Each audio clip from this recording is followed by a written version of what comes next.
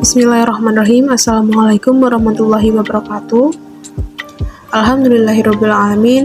Wassalatu wassalamu ala rofil anbiya'i wal mursalin wa ala alihi washabihi ajma'in. Amma ba'du. Pertama-tama dan yang paling utama, mari kita panjatkan puji syukur kehadirat Allah Subhanahu wa taala yang telah memberikan nikmat serta kesempatannya sehingga kita dapat berkumpul di tempat yang penuh berkah ini.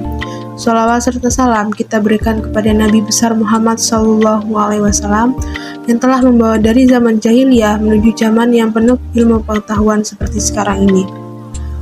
Yang saya hormati Bapak Samsun Fajar selaku dosen pengampu mata kuliah Ibadah Akhlak dan Muamalah, dan teman-teman semua yang saya banggakan. Baiklah, di sini kami dari kelompok 6 akan membahas tentang Islam dan masalah harta dan jabatan. Sebelumnya, perkenalkan, saya Fani Febriana dari Pendidikan Fisika dengan NPM 213300011 dan rekan saya Krisna Saputra dengan NPM 2133014. Baik, langsung saja ke materi. Materi pertama akan saya sampaikan dan dilanjutkan oleh Saudara Krisna Saputra. Fitrah manusia untuk memenuhi kebutuhan hidupnya, baik secara lahiriah maupun batinnya. Nah, hal ini dapat mendorong manusia untuk terus berupaya memperoleh segala sesuatu yang menjadi kebutuhannya. Nah, harta dan jabatan merupakan dua hal yang sangat akrab dalam kehidupan kita dalam sehari-hari. Di mana harta itu adalah suatu aset kekayaan atau kebendaan yang dibutuhkan, dicari, dan dimiliki oleh manusia.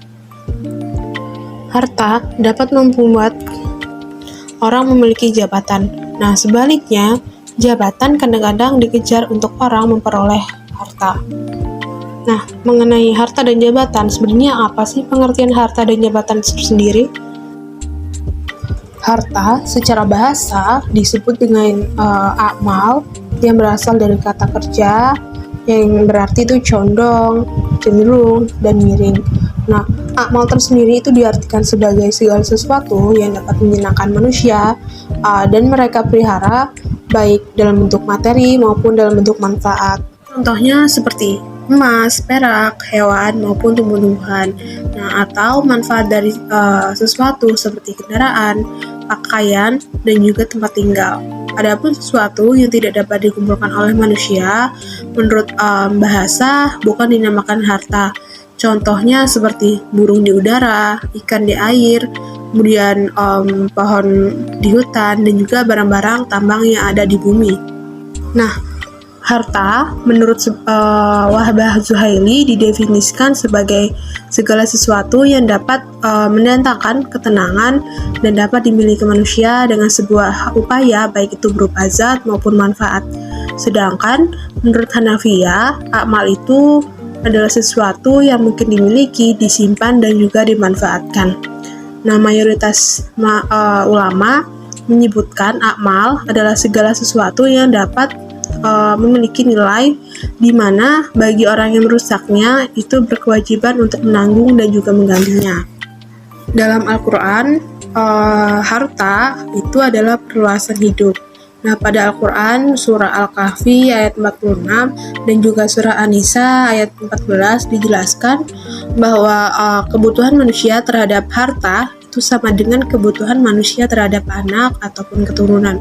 Maka, kebutuhan manusia terhadap harta adalah kebutuhan yang paling mendasar. Manusia bukan pemilik mutlak terhadap harta. Kepemilikan manusia terhadap harta dibatasi oleh hak-hak Allah. Nah, ini terlihat dari kewajiban manusia mengeluarkan sebagian kecil hartanya untuk berzakat maupun untuk ibadah yang lainnya. Menurut bahasa, jabatan memiliki arti sesuatu yang dipegang dan sesuatu tugas yang diemban. Semua orang yang memiliki tugas tertentu, kedudukan tertentu, ataupun terhormat dalam setiap lembaga biasanya disebut sebagai orang yang memiliki jabatan. Dalam Al-Quran, banyak ayat yang menggambarkan tentang jabatan, baik yang menunjukkan kebaikan seperti ayat-ayat tentang Nabi Yusuf, maupun yang menunjukkan keburukan seperti ayat-ayat tentang Fir'aun. Nah, dalam surat Al-Haqqah Allah Subhanahu wa Ta'ala menyatakan bahwa pejabat yang tidak beriman itu di akhirat kelak akan mengatakan bahwa lepas sudah jabatannya atau yang sewaktu di dunia ia miliki. Nah, menurut Quraisy Shihab, agama mengingatkan bahwa jabatan atau kepemimpinan bukan keistimewaan tetapi tanggung jawab. Nah, ia bukan fasilitas tapi pengorbanan. Kemudian ia juga bukan leha-leha tapi kerja keras. Nah, jabatan pun bukan sarana pembalas dendaman, tetapi sebagai pengayom, pengimpun semua komunitas. Nah, pesan Al-Quran yaitu janganlah kebencianmu kepada satu kaum menjadikanmu tidak berlaku adil terhadap mereka. Hakikat harta dan jabatan dalam Islam. Hakikat harta dan jabatan merupakan amanah dan karunia Allah Subhanahu wa Ta'ala. Mengapa disebut sebagai amanah? Karena harta dan jabatan didapatkan bukan semata-mata karena kehebatan seseorang, tetapi karena berkah dan karunia dari Allah Subhanahu wa Ta'ala. Dan juga sejatinya bukan dimaksud untuk kesenangan pribadi pemiliknya, tetapi juga untuk kemaslahatan orang lain. Nah, karena harta dan jabatan adalah sebagai amanah, maka harus dijaga dan dijalankan dan dipelihara maupun dilaksanakan dengan benar. Sebab satu saat akan dipertanggungjawabkan di hadapan Allah Subhanahu wa Ta'ala. Harta dan jabatan adalah karunia Allah Subhanahu wa Ta'ala yang sangat baik untuk manusia.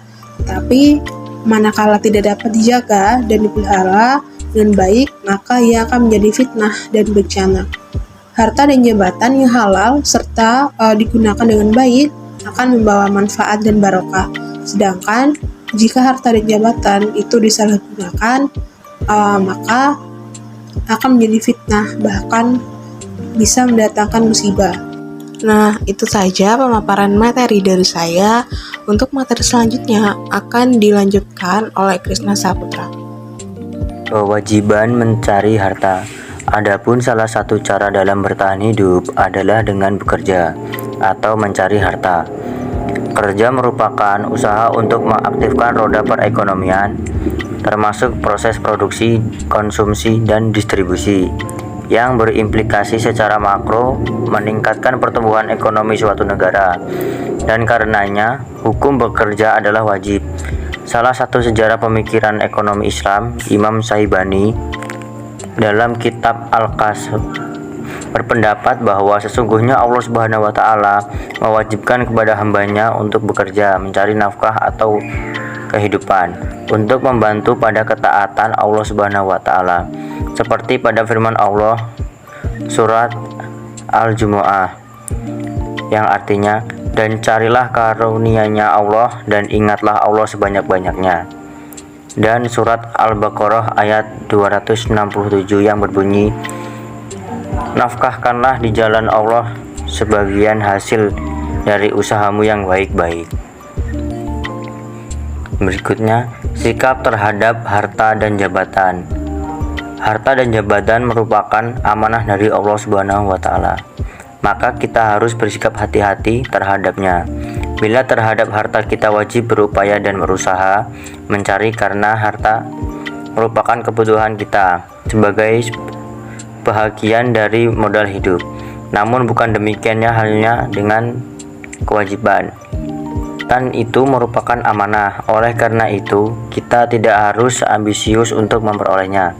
Tetapi terkadang harta itu diberkahi oleh Allah Subhanahu wa Ta'ala sehingga mengantarkan seorang muslim tersebut semakin bertakwa kepada Allah Subhanahu wa Ta'ala.